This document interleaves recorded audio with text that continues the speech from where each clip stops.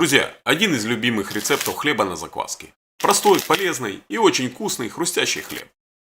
Для этого рецепта я буду использовать ржаную закваску, но сразу скажу, что его можно приготовить на любой закваске, пшеничной 100% влажности, а также на левито мадре. Но на ржаной закваске он все-таки вкуснее, тут как ни крути.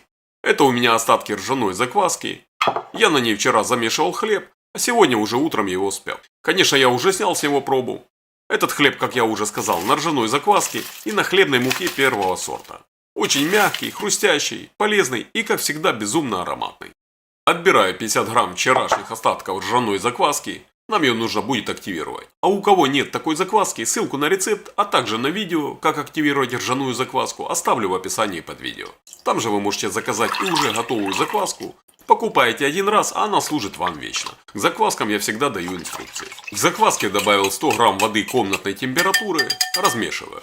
Добавляю 100 грамм ржаной обдирной муки и размешиваю тесто лопаткой до однородности. Закваску я всегда кормлю обдирной мукой, а в выпечке уже использую разную муку. Цельнозерновую, спельтовую, белую и так далее. Разравниваю закваску с помощью лопатки, накрываю и оставляю при комнатной температуре где-то на 3 часа. Это если температура у вас на кухне 25 градусов и выше. Тут в принципе время это условный ориентир. Нам нужно, чтобы закваска увеличилась в 3 раза, а за сколько она увеличится, это уже во многом зависит от температуры на вашей кухне. И еще в самом начале видео хочу сказать, если вы тоже хотите научиться печь полезный домашний хлеб на закваске, но после многих проб уже отчаялись, что у вас это получится, выбросьте эту мысль с головы. Кстати, она вначале меня тоже посещала. Обращайтесь ко мне за консультацией, где мы за один раз разложим все по полочкам. Ссылка в описании под видео.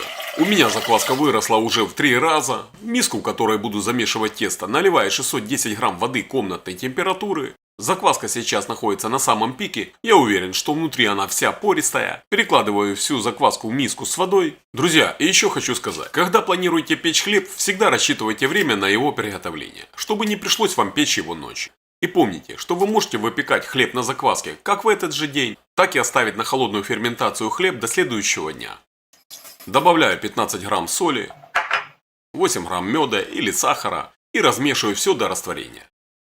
А если вы досмотрите это видео до конца и сделаете точно так же, как я, гарантирую, вы забудете про магазинный хлеб навсегда. Такой хрустящей корочки вы еще точно не пробовали.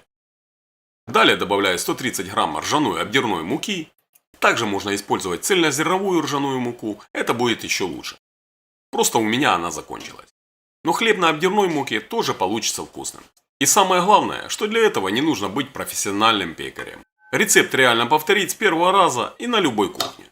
Немного размешиваю, а далее добавляю в 2 этапа пшеничную цельнозерновую сеянную муку. Но опять же, вы можете использовать и несеянную цельнозерновую муку или просто обычную белую муку. Хлеб тоже получится. Просто вся цельнозерновая мука, будь то пшеничная или ржаная, полезнее из-за содержания в ней большого количества витаминов, минералов и клетчатки, которая так необходима для нашего пищеварения. Замешиваю тесто лопаткой, конечно можно и рукой, но лопаткой удобнее. Особенно потому, что тесто высокой влажности, его намного легче перемешивать, чем обычно. И еще, муки может понадобиться немного меньше или больше, поэтому всегда ориентируйтесь по консистенции теста. Тесто не должно быть плотным и тугим, оно получится мягким и липким. Именно из такого теста получается воздушный хлеб с красивым пористым мякишем и тонкой хрустящей корочкой. Аромат у такого хлеба просто потрясающий. А если вы до сих пор печете хлеб на дрожжах или покупаете его в магазине, то попробовав такой хлеб, скорее всего вы уже не захотите к нему возвращаться. По сравнению с хлебом на закваске разница действительно очень заметна. У хлеба на закваске глубокий насыщенный вкус и богатый аромат, особенно после длительной холодной ферментации. Собираю тесто, зачищаю стенки миски, накрываю крышкой или пищевой пленкой и оставляю при комнатной температуре на 2 часа. По истечении 2 часов буду делать растягивание и складывание теста. Сначала немного смачиваю руки водой, чтобы тесто не липло. Затем аккуратно отделяю его от стенок миски, растягиваю и складываю по кругу несколько раз, пока тесто не станет более упругим. Вы это сразу почувствуете, тесто станет более упругим и уже не будет так легко тянуться. Значит, этого уже достаточно. Только растягивайте тесто аккуратно. В ржаной и цельнозерновой муке намного меньше глютена, поэтому такое тесто более хрупкое. Работайте с ним деликатно, стараясь его не рвать. Накрываю тесто и оставляю его еще на 30 минут. Так, прошло 30 минут. Буду раскладывать тесто в две формы, которые предварительно смазал маслом, чтобы после выпечки хлеб легко из них выходил. Разделять тесто на две части буду просто рукой, слегка смочив ее водой. Взвешивать тесто на весах тоже не буду, просто разделяю его пополам на глаз. И перелаживаю по формам. Сформируем две буханки и оставим их на расстойке. Что хочу сказать, если вы еще не пробовали печь хлеб на закваске, начните с этого рецепта.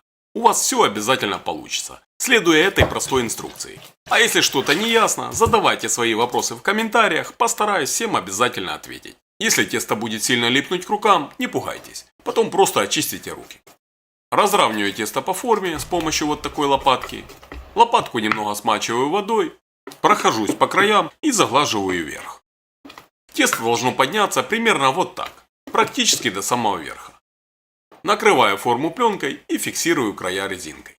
У меня часто спрашивают размер этих форм. Так вот, размер формы 22 на 11 на 11 сантиметров. Оставляем тесто, пока оно подрастет, после чего будем выпекать наш хлеб. И вот так у меня поднялся хлеб, по времени прошло около 1,5 часа. Во многом это зависит и от температуры воздуха на вашей кухне, и от того, насколько сильная ваша закваска. Я уверен, что у вас все получится, тут в принципе нет никаких сложностей. От слова вообще. Духовку мы разогреваем заранее, то есть когда видите, что тесто практически подросло, включайте духовку на разогрев до 220 градусов, в разогретую духовку отправляем формы с тестом, хорошенько сбрызгиваем водой прямо в духовку, создавая пар, закрываем и выпекаем так 15 минут. Режим нагрева вверх-вниз. Уровень противня ниже среднего. Далее снижаем температуру до 200 градусов и выпекаем еще так 25-30 минут до золотистой корочки. Но всегда ориентируйтесь по работе своей духовки. Вот такой получился хлеб, очень хрустящий, с тонкой нежной корочкой. Вы только послушайте, как он хрустит. Корочка как будто карамельная, а какой он ароматный. Скажу, что я замечаю, что хлеб на ржаной закваске получается более хрустящим и с более тонкой корочкой. Напишите в комментариях, кто печет, замечали ли вы такое. Красивая запеченная верхушка, немножко по краям верхушку хлеба подорвала, нужно было еще немного дать хлебу постоять.